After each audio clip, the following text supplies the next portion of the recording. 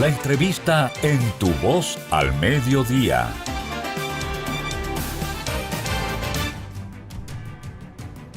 Miren, el arquitecto Pantaleón nos viene a reflexionar sobre imágenes de nuestra historia en un país donde no hay fascinación por la historia.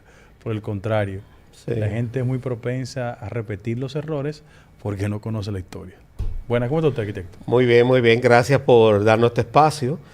Realmente, Imágenes de nuestra historia surge en el 2012. Es una plataforma que está en las redes sociales. Ya sobrepasa las 500,000 personas. ¿Así? Y tenemos subida unas 40,000 imágenes en estos casi 9 años. ¿En qué consisten esas imágenes? Sí, mira, las imágenes, por mucho tiempo, nuestra historia, nuestro legado ha estado oculto. Muestra de ello es que el Archivo de la Nación, hasta determinado momento, era un secuestro de la información. No, dilo, a Dios lo tenga en gloria. Un secuestro de R.A. Fon Invernal. Sí, lamentablemente es así. Entonces, un momento, nuestro gran mentor, Roberto Casá, abre los archivos. Una estrella. Abre los archivos. Sí.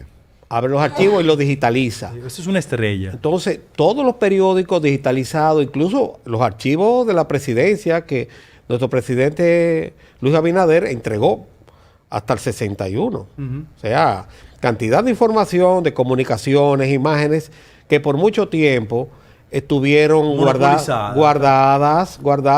Aquí era un sacrilegio mencionar la palabra Rafael Leónidas Trujillo, pero es parte de nuestra historia. Claro. Es parte de nuestra historia. Ahora, de ahí caer en una loa, caer en boatos, alabarlo, lo que fuera, eso es otra cosa, porque la ley lo prohíbe. Una pregunta. Dentro de esos archivos están aquellas fílmicas de Radio Televisión Dominicana. Mira, eso es otro tema. En un momento determinado, muchas de esas fílmicas fueron sacadas de Radio Televisión Dominicana. Pero hay muchas que están en la Filmoteca y están allá en el Archivo General de la Nación. Y mira, y es un paradigma el decir que a las nuevas generaciones no le interesa la historia. La muestra de que sí le interesa la historia a las nuevas generaciones es que en nuestra plataforma de Instagram, que ya tiene 182,000 personas que nos siguen, 182,000 personas que nos siguen, orgánico todo, porque una página abierta ahí entra el que quiere entrar y sale el que quiere salir. Arquitecto, usted está en la última, esos son orgánicos. Son orgánicos, no, claro, no son comprados, ahí no hay nada comprado. Muy bien. Porque me estaría engañando yo mismo, claro. No, para nada. Arquitecto digital, ¿no? Completamente digital, porque ya yo estoy de hace tiempo enganchado. Mira, los 30 años en la docencia me han dado la oportunidad a mí a ver cómo cambian las generaciones. Entonces yo no puedo estar como arquitecto todavía en Reglaté y Cartabón. Claro. No, para nada. Yo tengo que estar en los software nuevos.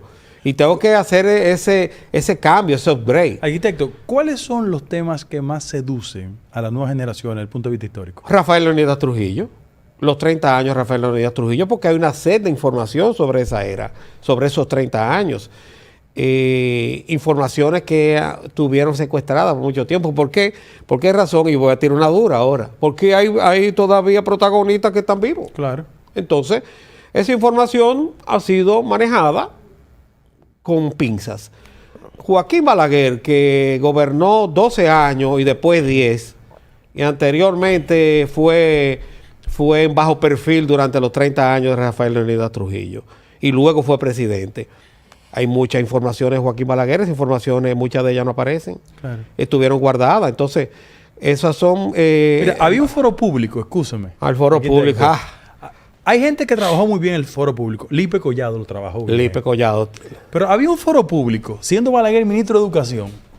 El foro público lo incentivaba a Trujillo, ¿era? ¿Y qué era el foro público para nosotros? El foro público era una sección. Una sección. Los más jóvenes no. Una sección del Caribe. No acepte esa provocación. No, para nada. Ese era un instrumento instalado en el periódico El Caribe. Para que difamar a todo el mundo. Era una forma de, incentivada por Trujillo, de pullar a la sociedad dominicana. Donde habían temas donde él colocaba a sus rivales políticos, pero generaba intrigas. Confrontaba sectores. Ejemplo, hay un foro público famosísimo de los 50, cuando Balaguer era ministro de Educación, donde en ese momento ya lo asociaban a Óscar Liranzo.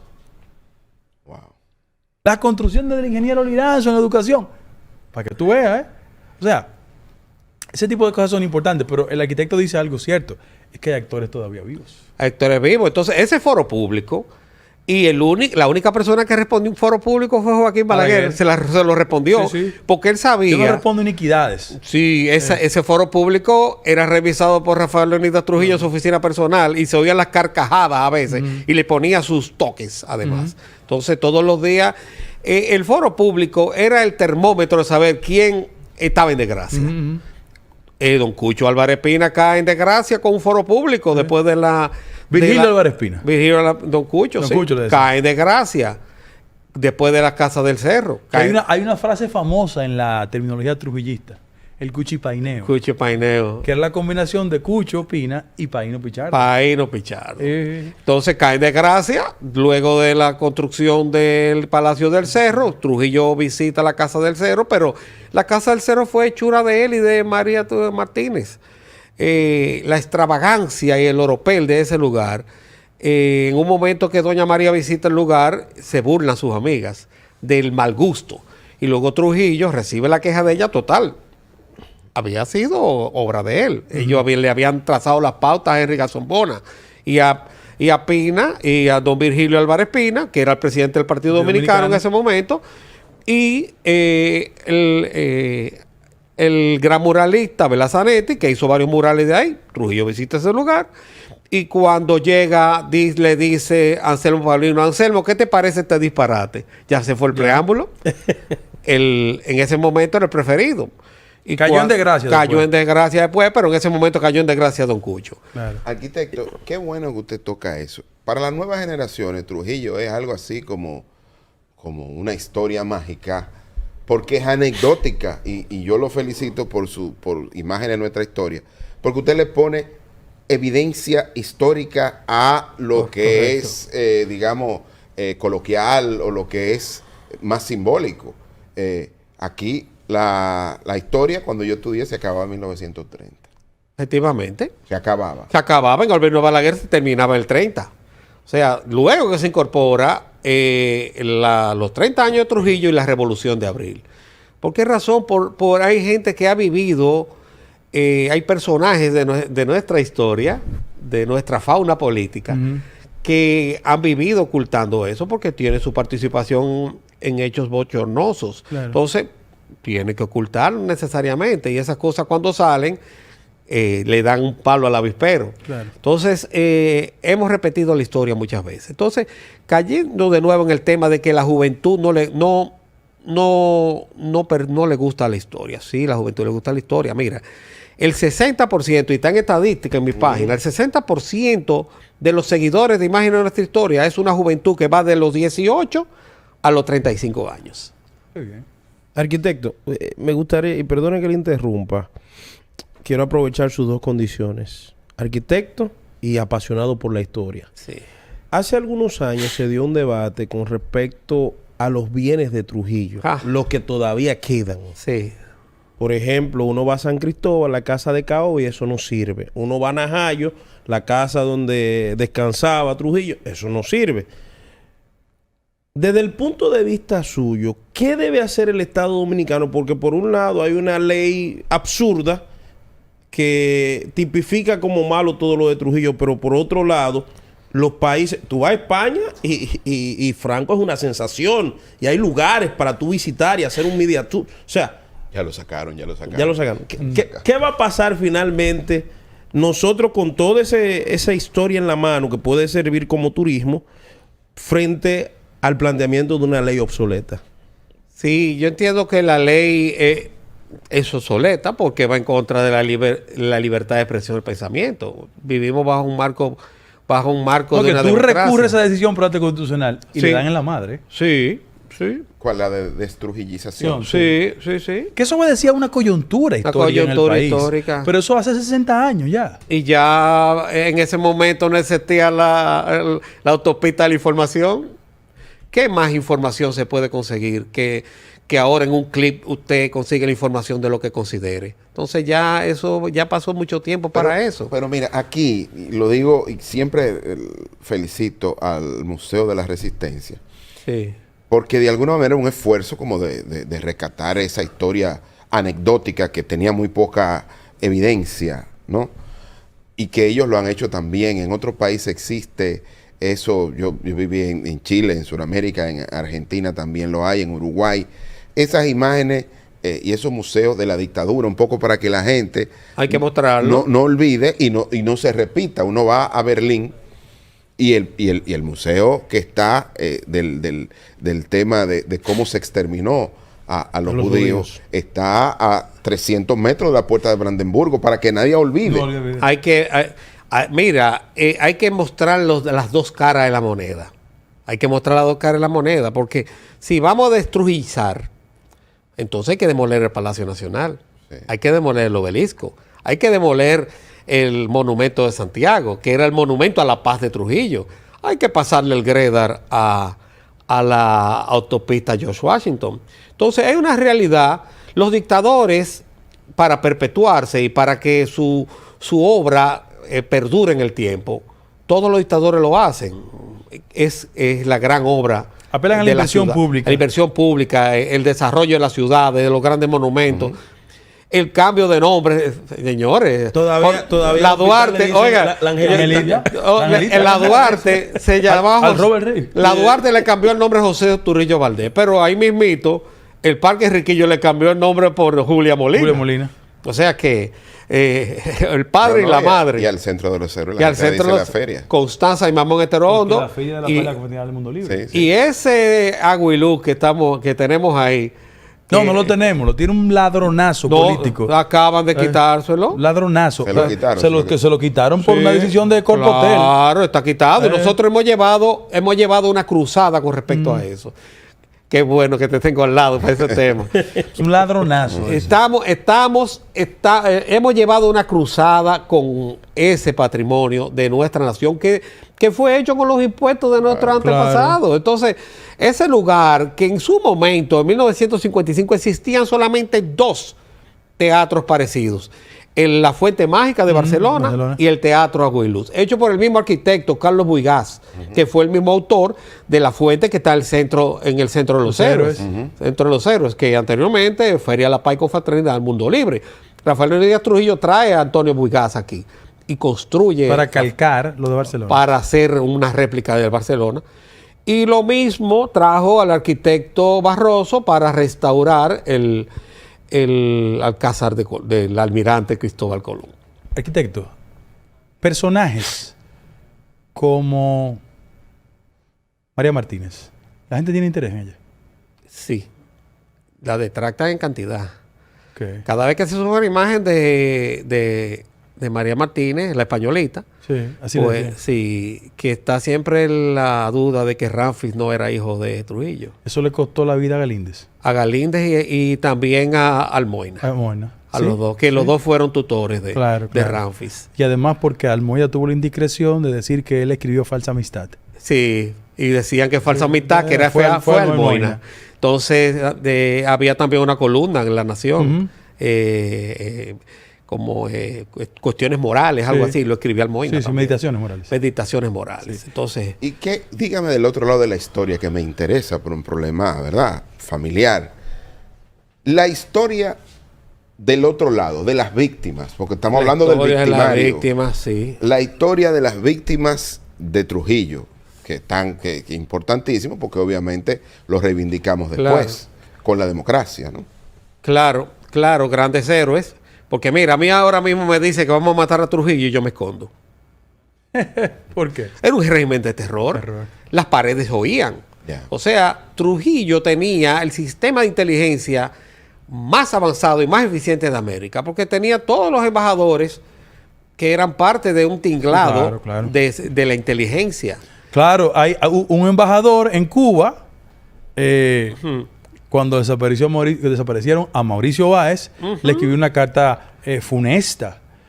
Y además ahí aparece un hijo de él, que es una figura notable, economista del país, historiador, con fascinación para desclasificar documentos públicos, solicitando una beca a Trujillo y diciéndole de todo. Sí, es que hay muchas informaciones, sí. Por eso es que hay mucha gente que no quiere que la historia se conozca en este país. Sí. Mira, y por ejemplo, Johnny Aves pasaba hoy, por ejemplo, por Costa Rica y salía a Costa Rica, el otro día, al día anterior había un muerto. O sea, Johnny Abe García, que era cronista deportivo. Era cronista deportivo y le dice a Trujillo, mire, yo quiero que usted me dé una beca para yo estudiar inteligencia. Lo envía a México y en México se hace un especialista en servicio secreto, en espionaje. Y se casa con una mexicana también, que la trae acá. Pero hay una anécdota que sonó el teléfono y Trujillo coge el teléfono y... aló, jefe, Johnny Abe, yo no he hecho nada. o sea, es una anécdota. Pero el servicio de inteligencia, incluso Rafael Leónidas Trujillo tenía las Fuerzas Armadas más equipadas de América y la Fuerza Aérea también más equipada de América, precisamente por eso, porque tenía una cantidad de enemigos, tanto de los exiliados como de los países que lo adversaban. Entonces, muestra de ello, Cayo Confites, luego el 59, pero ahí es que Trujillo ve cuando ya su régimen va en caída. Porque muchos de los expedicionarios del 14 de junio eran hijos de sus colaboradores. Entonces, esa matanza de esos muchachos que vinieron acá, los cuales sobrevivieron 3 nada más, muchos eran hijos de sus colaboradores de él. Entonces, ahí se vio ya la caída de Trujillo, en el 60 la muerte de la Mirabal, el atentado a Rómulo Betancourt. Entonces ya los norteamericanos se sale de control y le retiran el apoyo. ¿Cuál de los dos, el atentado contra Rómulo Betancourt o el asesinato de las Mirabal, marcó el final de su juego? Los dos, porque el de Betancourt... Uno no tuvo más impacto que el otro. Por ejemplo, en el caso, en el tema internacional, el de Rómulo Betancourt. El de Betancourt en tema internacional, claro, sí. El término internacional porque un bloqueo inmediatamente. No, y los americanos sanciones internacionales, un bloqueo de suministro de petróleos, de suministro de abastecimientos. Trujillo tiene que recurrir a traer cuestiones de traer abastecimientos desde Europa, aliarse incluso hasta con el bloque socialista para darle pellizquito a los norteamericanos. Pero definitivamente... Y abre un proceso de supuesta tolerancia política con dirigentes de izquierda que le permite participar. Llega el Partido Socialista Popular, el MPD, se hacen oficiales aquí. Oficializa el MPD. Aunque por la izquierda manda a darle su garrotazo también. Claro. Entonces, ¿qué sucede? El PSP era de hijo de funcionarios de Trujillo. Sí. Mira, por ejemplo, de Alessandro tiene que salir del país. Claro. Y caen en desgracia todos los de Alessandro. Pero a Virgilio Díaz Grullón lo ubican como disidente y cuando le van a dar un fuetazo, su padre va. Y le dice, ay, jefe, ese es mi Ramfi. Exactamente. Su famoso libro, Antinostalgia de una era. Sí. Entonces, yendo sobre esta pregunta, pues mira, internacionalmente el bloqueo de la OEA, internacionalmente, eso estranguló a Trujillo. O sea, no lo dejaba operar. Porque su cuota azucarera está bloqueada. Claro. Pero lo que encendió la llama, comenzó a encenderla, fue esa invasión del 14 de junio. Sí, claro. Y luego, esa persecución contra los movimientos clandestinos. Que luego, hay una confusión. Siempre dice, movimiento 14... El movimiento clandestino se toma el nombre 14 de junio por la invasión. Manolo Tavares Justo, las hermanas Mirabal... y un grupo de Leandro Guzmán. Y un grupo de personas valiosas. Yo diría que es los políticos más puros que ha dado esta nación. Quiero hacerle una pregunta, arquitecto. Ahora más como historiador. Está interesante esta conversación. El otro día nos visitó José Israel Cuello. Arias el Gordo. Una estrella. En su momento. Ya no es gordo. Y él hacía una aseveración hablando acerca de las fuerzas trujillistas. Matan a Trujillo. Viriato Fiallo, candidato Unión Cívica Nacional. de Unión Cívica. Vayan con palos y piedras a votar. Sí. Fue su sepultura. Viriato decía que... Los 7 látigos también. Los 7 látigos. Viriato decía que los bienes del pueblo debían volver. O sea, que había que quitárselo a todos esos trujillistas. Sin embargo, Bosch nunca hizo nada. La aseveración que hacía José Israel es que Bosch fue el primero que inició el famoso borrón y cuenta nueva, que por eso las fuerzas trujillistas... Pero heredó esa frase de Cuba. Exacto. Desde el punto de vista suyo, ciertamente ese tema de borrón y cuenta nueva, y hablo de la corrupción específicamente, empezó con Bosch ahí y no con Balaguer. Mira, Bosch, un idealista, con una constitución fuera a imagen y semejanza porque participó en la constitución de Cuba. Entonces, un idealista. Trabajó con Prío. Sí. Entonces, ¿qué sucede? Y se lo dijo a los Rómulo Betancourt, Juanito, tienes que quitarte todos esos militares trujillistas alrededor, que son los que te van a tumbar. En el misma toma de posesión, donde hay una foto donde Rómulo Betancourt con su pipa abraza a don Juan. ¿Qué sucede? Sí, borrón y cuenta nueva, pero gobernó con la misma estructura militar trujillista y en vez de hacer y enfrentó a los norteamericanos también. Pero ¿qué molestó nacionalizar industrias norteamericanas. Pero ¿qué molestó más a los americanos? ¿El hecho de que los bienes de los Trujillos se quedaran en su poder o que Bosch haya decidido enfrentarlo por el tema industrial? Por el tema industrial. Y también internamente un sector trujillista que se vio afectado comenzó a conspirar también. Sí, hombre, los mitos de Reformación Cristiana. Pero oye una cosa, hay un libro... Y vale decirle a Iglesia también. Sí, hay un libro de Fran Moya Pons que lo explica perfectamente. Se llama Empresarios en Conflictos, que es su tesis doctoral. Que es un libro que hay que leerlo obligado en este país para entender ese proceso. Yo creo que el único tratado de economía política dominicana es ese. El de Fran. Una pregunta, arquitecto. De Anselmo Paulino. Mira, Anselmo Paulino, en un momento determinado, llegó a ser el hombre de más poder después de Trujillo. ¿Pero decreto tenía? Sí. Mayor general, administrador de todos los bienes de Trujillo y de los centrales azucareros. Pero un gran celo entre Ramfi y María Martínez. Excúseme que lo interrumpa, porque desde el punto de vista económico, a mí me gusta decirle a los amigos que cuando la gente habla de los bienes de Trujillo, era que no había diferencia entre el patrimonio el público, patrimonio del Estado y el patrimonio de la familia Trujillo, que era el mismo. El país estaba gobernado como una finca de propiedad de los Trujillos. Pero Anselmo Paulino, en un momento determinado, que era un hombre extremadamente eficiente. Anselmo Paulino era un hombre que se dañaba una pieza, un ingenio, y tomaba un avión, sin Trujillo saberlo, y al otro día estaba con la pieza del ingenio. Y Trujillo ni cuenta se daba que el ingenio había parado, ya llegaba por otra.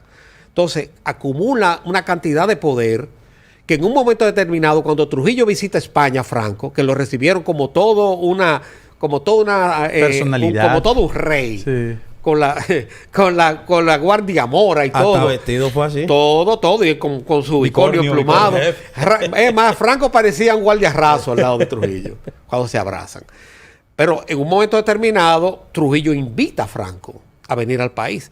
Franco le dice, no, es que el momento en España es muy delicado políticamente para yo salir del país. Y yo no tengo. Si yo tuviera un Anselmo Paulino como tiene usted, que puede confiar en él, entonces yo sí pudiera. Entonces ahí le prendió. Le prendieron todos los alertas. Entonces ya venía una campañita entre María Martínez y Ramfis, porque ese hombre manejaba todos los bienes, el que firmaba los cheques. Entonces, cuando llega aquí, hay otro gancho que le tiró Trujillo, y es que le dijo, Anselmo, yo necesito $100,000. Y Anselmo consiguió los $100,000. O sea que el hombre tenía una cuenta poderosa en España. Sí. Entonces, cuando llega aquí, cae en desgracia. Cae preso. Sí. Cae preso y lo juzgan por el impuesto sobre la renta. Incluso varias personas, contratistas del Estado, atestiguaron en contra de él, de que él lo había sobornado, de que había recibido comisiones, todo eso. Pero después sale del país. Sale del país en un momento en que el servicio secreto va y le da una golpiza a un servicio de Anselmo. Y su esposa va donde... Pero lo único que nosotros hemos hecho es servirle a usted, jefe. Entonces lo deja salir del país. Se va del país. Entonces ahí viene el reinado de don Virgilio Álvarez Pina. Sí, pero después que lo desplazan. Después que lo desplaza. Entonces en un momento determinado, cuando ascienden a Ramfis, a general de 4 estrellas, Aire, mar y tierra. Aire, mar y tierra, al Pato. Le dice, Cucho, ¿y dónde tú te has metido que hace tiempo que yo no te veo? Claro. Le dice, o sea, de manera sarcástica. Entonces viene el reinado de nuevo de don Cucho, hace la Feria de la Paz y Confraternidad del Mundo Libre. Fue el creador de ese que concepto. También económicamente fue... Una locura. Fue ya lo que terminó económicamente el régimen, porque fue dinero que no podía enfrentar Una el Estado. pregunta. Un personaje de la tiranía que evidentemente genera toda clase de reacción, porque inició el proceso, pero cayó en desgracia. Fue el primero que cayó en desgracia. Rafael Letrán Ureña. Sí. Rafael Estrella Ureña fue engañado como un niño. Rafael Estrella Ureña El en mejor orador de los años 1930 30. era la cabeza del movimiento cívico. Sí.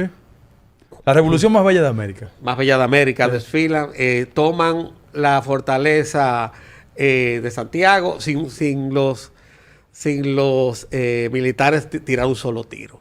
Y desfilan desde acá. Y Trujillo da instrucciones desde aquí para que nadie se oponga a esa procesión de gente. Todos armados. No tiran un solo tiro. Pero ya inmediatamente Trujillo estaba conspirando Contra Horacio Vázquez. contra Horacio Vázquez. Horacio Vázquez envía a uno de sus coroneles a parar esa cantidad de gente que viene a la ciudad, porque la ciudad de Santo Domingo era el bastión. Siempre, históricamente, cada vez que se establecía un sitio, ya el presidente renunciaba. Claro. Eso venía ya por décadas y décadas. Pues Trujillo sustituyó a ese coronel por otro que era un adepto a él y dejó entrar a toda esa gente. Pues Rafael Estrella Ureña entra, Horacio Vázquez renuncia por la intermediación de la Embajada de los Estados Unidos, que era una alegación, y en ese momento Estrella Ureña, según la constitución de ese momento, renuncia el secretario de lo Interior. La constitución decía que a falta del presidente, el secretario de Interior asumía la presidencia.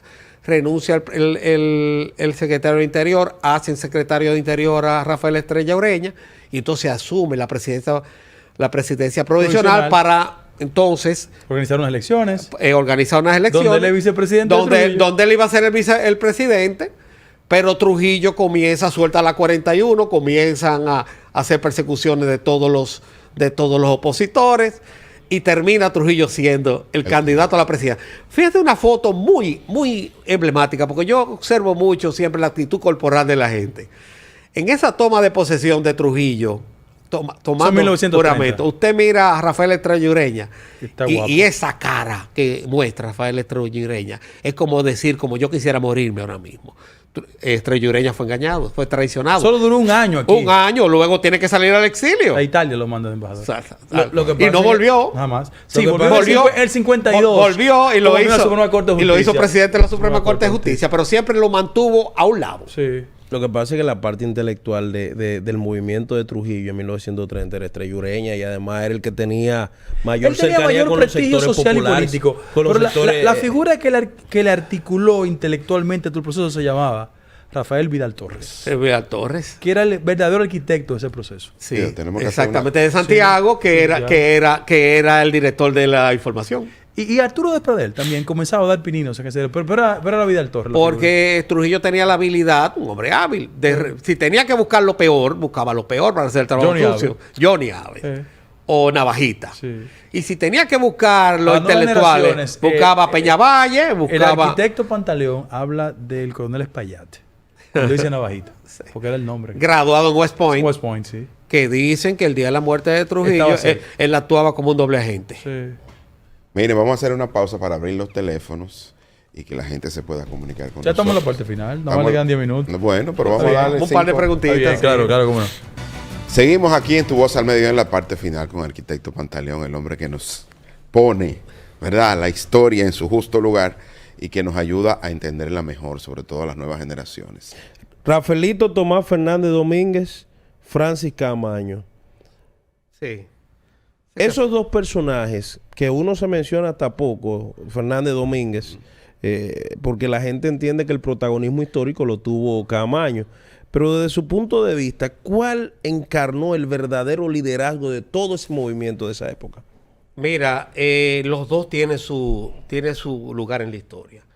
Rafael Fernández Domínguez es el que en el momento en que Bosch le dan el golpe de Estado, dice: yo tengo tanto oficial y voy para el palacio. O sea, ya para casarse con la gloria. Y don Juan dijo: no, yo no quiero un baño de sangre. Pero Rafael Fernández Domínguez no quedó ahí, sino que comenzó a articular un movimiento para derrocar el triunvirato. Pero ¿qué sucede? Lo exilian del país, y en el momento que estalla la revolución, quien asume el liderazgo es Francisco Alberto Camaño Doñó, que fue el operativo en la Guerra de Abril. Los dos tienen su lugar en la historia. ¿Fue un suicidio? Playa Caracol en 1973. Un suicidio. Lo estaban esperando. ¿Cree que quizás en lo que usted ha estudiado la historia existió algún nivel de traición? Mucha traición, tanto desde allá como desde aquí. Y También habían están los cambiado, libros, están los libros, lo estaban esperando, como mismo estaban esperando a los expedicionarios del 59. Si a usted le tocara evaluar de manera sin pasión, justa, a los personajes que encarnaron la guerra del 65, el levantamiento del 65, fuera de Caamaño, los primeros 3 puestos del liderazgo que tuvo un papel esencial en la defensa del pueblo, ¿quiénes usted propondría? Montes Jarache y uno de mis favoritos, Ilio Capozzi. Ilio Capozzi. Un hombre que entregó su sangre por nuestra patria. Era el jefe de Jacques Vieux. Hay cantidad de personas. Andrés Rivière. Andrés de la Rivière. Que era el entrenador. Sí, hay personas muy importantes. También el que era comandante, que murió en el asalto al hotel Matum. Hotel Matum. Si evaluáramos los 12 años del gobierno de Balaguer, donde evidentemente la sangre corrió por las cunetas. Sí. Sangre en las calles. Sangre en la calle. Sí. Y pensando en la tesis aquella, ya en la última parte, para que la gente se vaya con eso, en la tesis aquella que usted decía que hay parte de la historia que no se quiere contar, si usted le tocara evaluar con personas los protagonistas del mal de esa época, porque ya dijimos lo del bien. Del mal. Del mal de esa época. Del mal. Del mal yo creo que se gana todos los laureles Enrique Pérez Pérez. A pesar de que lo enterraron el otro día y dijeron que había sido un hombre bueno. No. Tiene sus sombras, muchas. El general Neini Barcejas. Hay muchos personajes funestos, sí. Sí, que respondían a un momento determinado. Ese era su rol.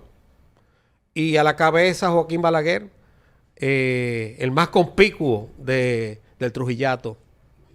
Bueno, señores, vamos a tener que seguir trayendo al Hay que traerlo.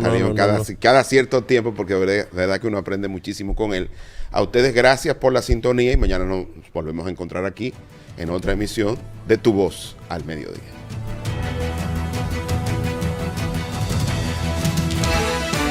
Hasta aquí Tu Voz al Mediodía con el doctor Guido Gómez Mazara. Somos tú.